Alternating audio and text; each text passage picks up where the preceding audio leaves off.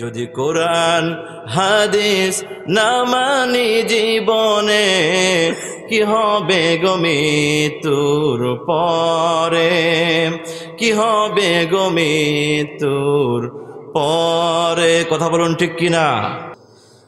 মুসলমান ভাইরা, আল্লাহ রাব্বুল আলামিন এই কোরআনুল কারীম নাজিল করার পরে সুন্দরভাবে একটি আয়াত নাজিল করে দিয়েছে। আমার সঙ্গে বলুন, ইন্না নাহনু নাযালনা যিকরা ওয়া ইন্না লাহু লাহাফিজুন। জোরে জোরে বলেন আল্লাহু আকবার।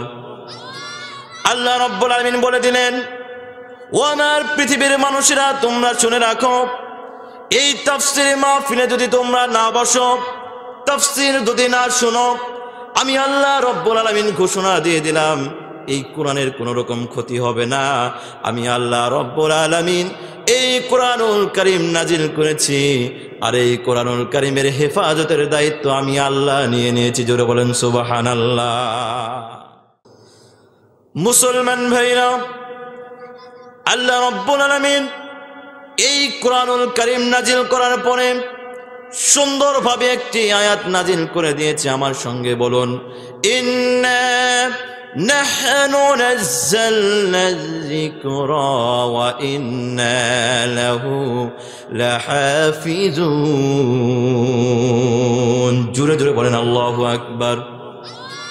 আল্লাহ রাব্বুল আলামিন বলে দিলেন, ও আমার পৃথিবীর মানুষেরা, তোমরা শুনে রাখো, এই তাফসীর মাহফিলে যদি তোমরা না বসো, তাফসীর যদি না শোনো, আমি আল্লাহ রাব্বুল আলামিন ঘোষণা দিয়ে দিলাম, এই কোরআনের কোনো রকম ক্ষতি হবে না।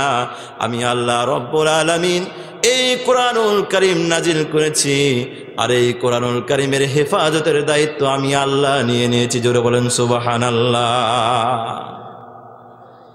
এই আয়াত থেকে কি বুঝলেন আপনারা?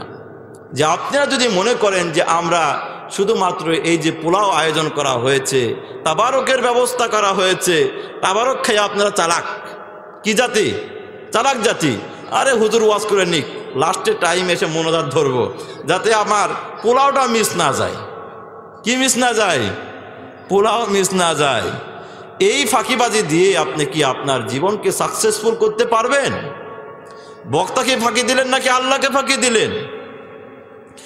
মুসলমান ভাইরা, এই কোরআনুল কারীমের মধ্যে আল্লাহ তাআলা মানুষকে সৃষ্টি করেছেন, করার সঙ্গে সঙ্গে এই মানুষদেরকে আল্লাহ রাব্বুল আলামিন ক্লাসিফাই করেছেন, শ্রেণী বিভক্ত করেছে। কথা বলুন ঠিক কিনা? কোরআনুল কারীমের মধ্যে কত প্রকারের মানুষ আছে বলতে পারবেন? কত প্রকারের মানুষ আছে? 3 প্রকারের মানুষ আছে। একটু চিল্লায়া বলেন, কত প্রকারের? 3 প্রকারের মানুষ কোরআনুল কারীমের মধ্যে আছে। আমরা তার পরিচয় জানতে চাই কি চাই না? আল্লাহ রাব্বুল আলামিন কোরআনুল কারীম কত পারা? 30 পারা। এই 30 পারার 18 নম্বর পারার মধ্যে সর্বপ্রথম যে সূরা নাজিল করলেন, সেই সূরার নামটা কি মুসলমান? সূরাতুল মুমিন। মুমিন বান্দাদের জন্য আল্লাহ রাব্বুল আলামিন কি করলেন? পরিপূর্ণ একটি সূরা নাজিল করলেন। জুড়ে বলেন সুবহানাল্লাহ। আল্লাহ রাব্বুল আলামিন বলে দিলেন, قد أفلح المؤمنون الذين هم في صلاتهم خاشعون।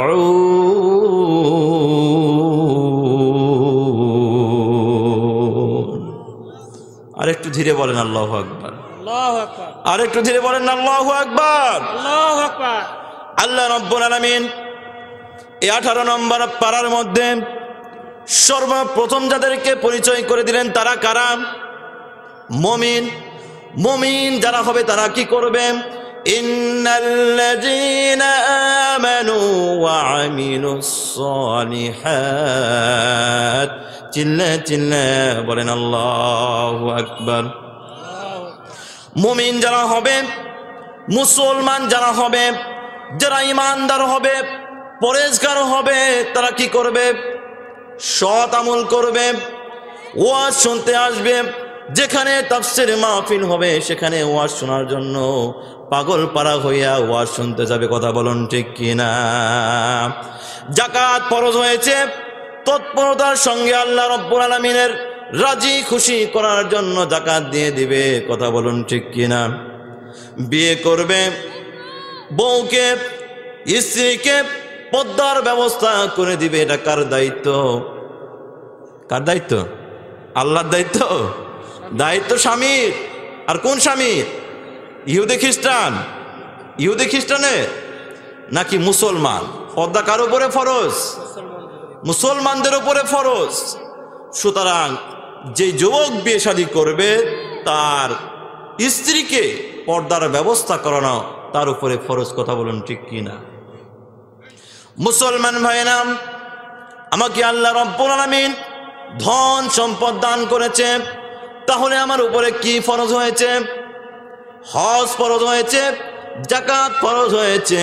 হজ করব একমাত্র আল্লাহর জন্য, যাকাতটাও দিব আমরা আল্লাহর জন্য। কথা বলুন ঠিক কিনা?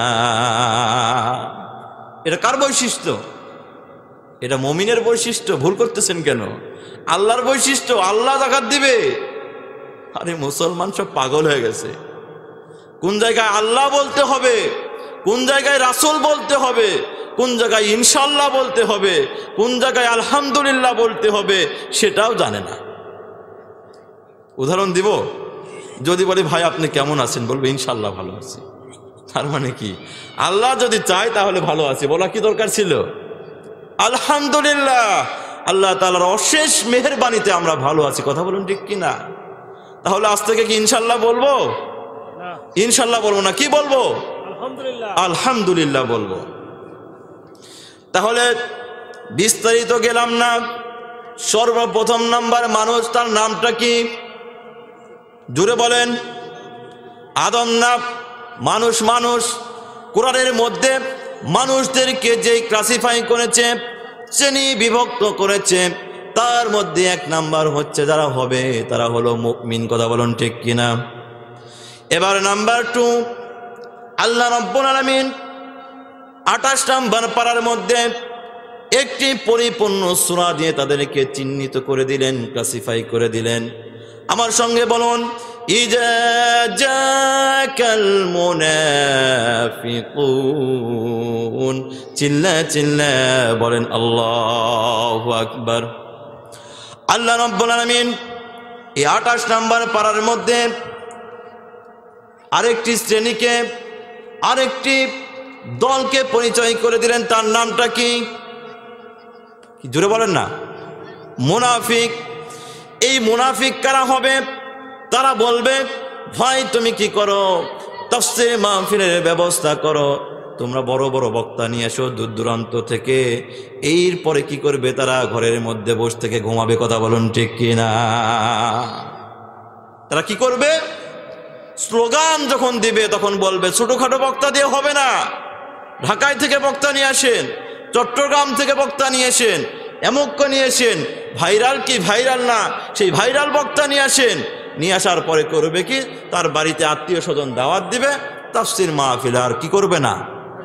বসবে না। আল্লাহ রাব্বুল আলামিন বলে দিলেন, ইউখাদিউনাল্লাহ। জুড়ে জুড়ে চিল্লা চিল্লা বলেন নাউযুবিল্লাহ। তারা কোনো মানুষকে, তারা কোনো বক্তাকে, কোনো হুজুরকে ধোঁকা দিতে পারল না। তারা সরাসরি কাকে ধোঁকা দিল? মুসলমানরা। চিল্লা বলেন আল্লাহকে ধোঁকা দিল।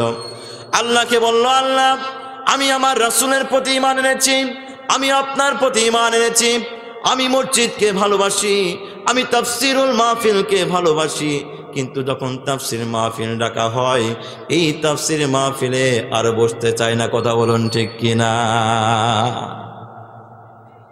এদের পরিচয়টা কি? এদের পরিচয়টা হচ্ছে মুনাফিক। তাহলে 1 নাম্বার গেল কি?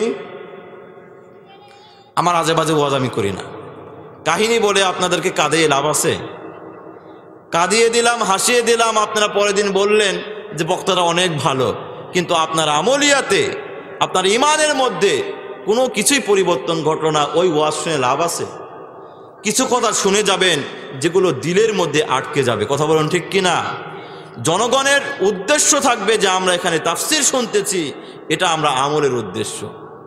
আর যে বক্তা ওয়াজ করবে তারও উদ্দেশ্য থাকতে হবে যে এখান থেকে একজন অন্তত হলেও যাতে হেদায়েত পায়। কথা বলুন ঠিক কি না?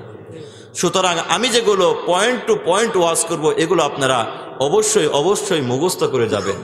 আপনার সারা জীবন, আপনার একবারে আখিরাত পর্যন্ত আপনার এটা কাজে লাগবে ইনশাআল্লাহ।